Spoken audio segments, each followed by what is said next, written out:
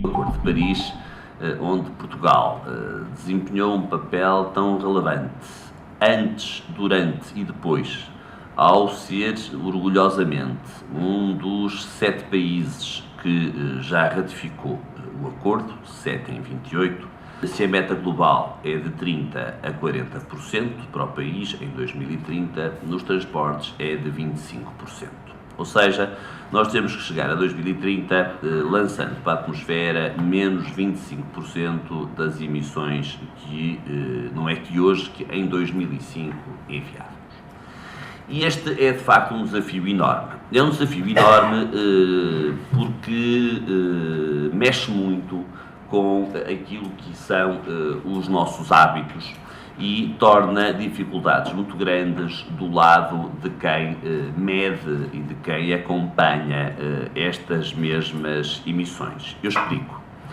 Eu espero que Portugal tenha muitas chaminés, mas por muitas chaminés que tenha, eu consigo sempre contá-las, nós conseguimos sempre contá-las. É inimaginável nós contarmos os tubos de escape. Dito de outra forma, é nos setores de poluição difusa, os edifícios, a agricultura e florestas e os transportes que, independentemente das metas, e as metas são exigentes, o problema é mais complexo de medir e é mais complexo de conseguir.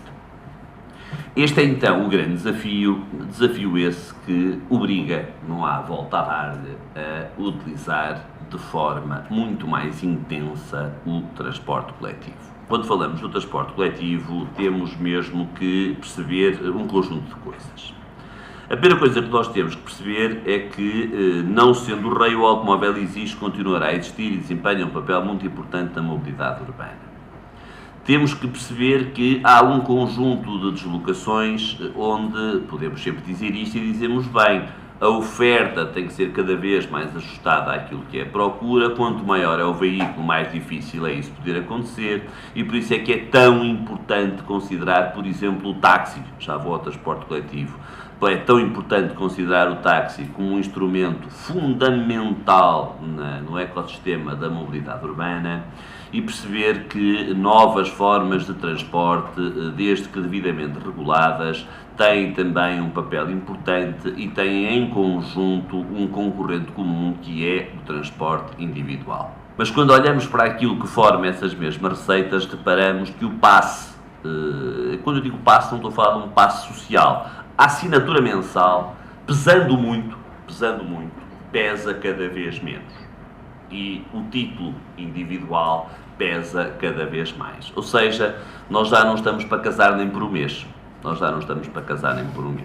Cada vez mais, nós temos padrões de mobilidade mais difíceis de definir perante nós próprios e isso é de facto muito representativo daquilo que é, repito, a vontade das pessoas de criando uma procura, se utilizarem as diversas formas de oferta que existem e com certeza que a forma de cobrar e de pagar essas mesmas deslocações também tem que evoluir.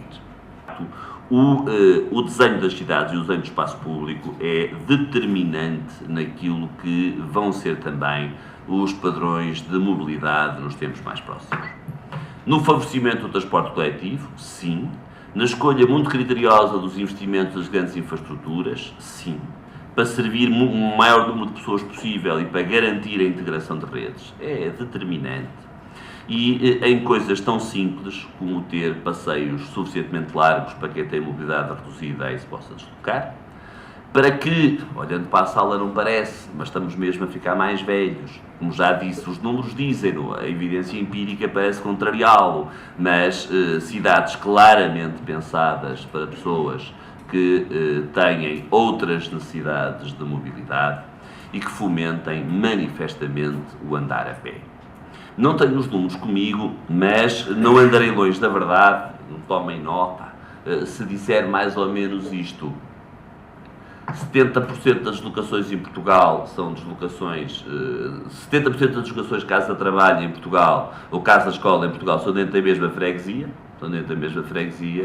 e 70% destas são feitas em transporte individual. Isto tem pés na cabeça. Cabe muito também às autarquias saber desenhar o espaço público de maneira a que nos sintamos confortáveis nessas mesmas deslocações. A nossa vontade, no sentido de promover verdadeiramente o uso do transporte coletivo, é uma vontade que se confronta com um conjunto de opções com as quais discordamos profundamente, mas sobretudo com um desinvestimento muito grande que foi feito das empresas nos últimos anos. Não vos falo dos números do investimento, mas digo-vos que o conjunto dos transportes coletivos de Lisboa e Porto perdeu 25% da oferta e, consequentemente, da procura. Teve uma redução de 25% da oferta e, consequentemente, da procura nos últimos 4 anos, que o valor das empresas, o valor dos ativos das empresas foi muitíssimo reduzido, que as práticas de manutenção mais profunda desapareceram, e estamos de facto quase que em alguns casos num limite que não roça em segurança, nem pouco mais ou menos, mas que é muito preocupante. E que é muito difícil, não nego, ter esta linguagem tão otimista sobre os princípios, confrontando-nos com um dia-a-dia que está longe de ser este mesmo. Mas está definido um plano para a expansão dos métodos de Lisboa e Porto e iremos concretizá-lo a partir de 2018, quando estava completamente abandonado. Voltarão à normalidade os investimentos a ser feitos, ainda que unitariamente com pequena dimensão, nestas mesmas empresas.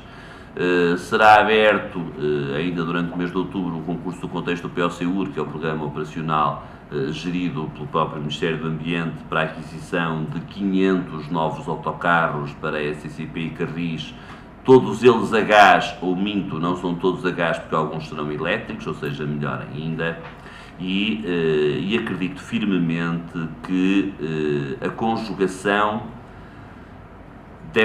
da vontade política, o ser capaz de traduzir, sempre mais devagar, essa mesma vontade política em novas práticas de gestão e nova dimensão de investimentos. O papel que os municípios têm aqui cada vez mais comprometido e convergente e com cada vez mais vontade de dar espaço aos seus concidadãos que não seja espaço de alcatrão. E, essencialmente, a percepção que cada vez mais as pessoas têm da importância que os seus comportamentos podem ter na qualidade de vida delas próprias, dos que estão mais próximos e dos seus concidadãos, abre uma sincera perspectiva para que, tal como houve um Portuguese Miracle em setores que já referi, da água, do esgoto e da gestão de resíduos, que esse milagre português possa mesmo acontecer e talvez não dure 25 anos, aconteça durante 10 anos no território português, particularmente nos seus principais centros urbanos.